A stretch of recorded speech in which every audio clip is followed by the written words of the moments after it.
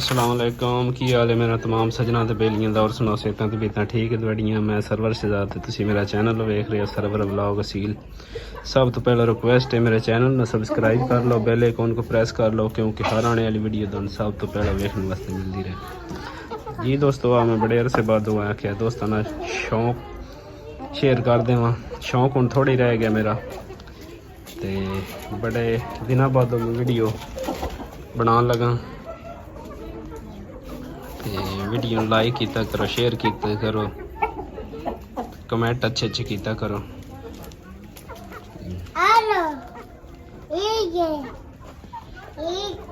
माशाल्लाह जी मेरी वड्डी मादी शामू किंग शामू ते सब तो वड्डी आ सब तो छोटी आ अमरोई मादी।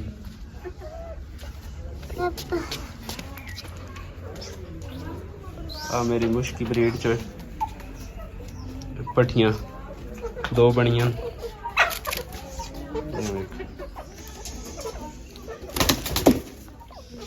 इन्हां दी मां तुर्कश है ते प्यो वो चैंपियन है। वो मुर्गियां उसका खस्ताल कीते है,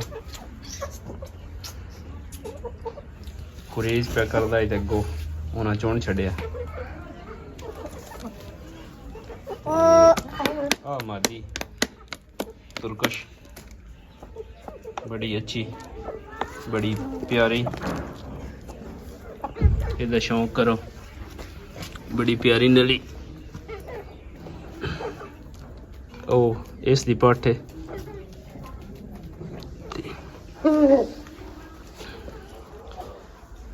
आ मेरा सब तो अच्छा ब्रीडर चैंपियन माशाल्लाह माशाल्लाह। ये कुरेज पे करता है ते हुण मेरा दिल एक दो मुर्गियां अंडे दे रही हैं ते इसनों वखरियां डक देना है। कुरेज इसदी ना खा छड्डी है। आ मादी जिहड़ी ये सुत्ते हुणे बह रहा है, ये मादी अंडे देंदी गई ते इसनों वखरियां कर देना मुर्गे।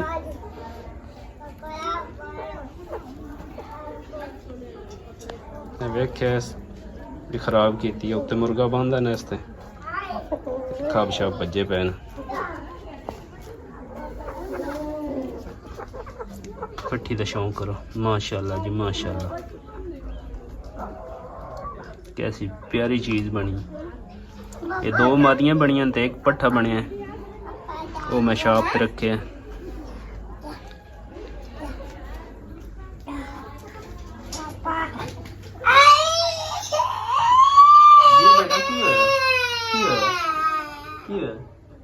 चुप चुप चुप चुप चुप चुप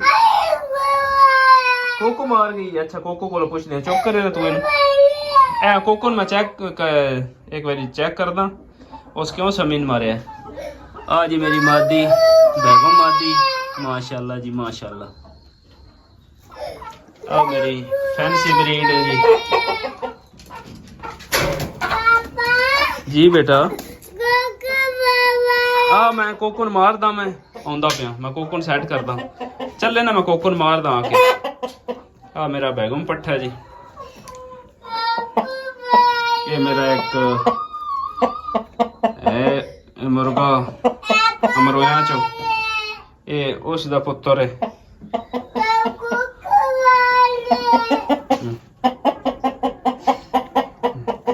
माशाल्लाह जी माशाल्लाह।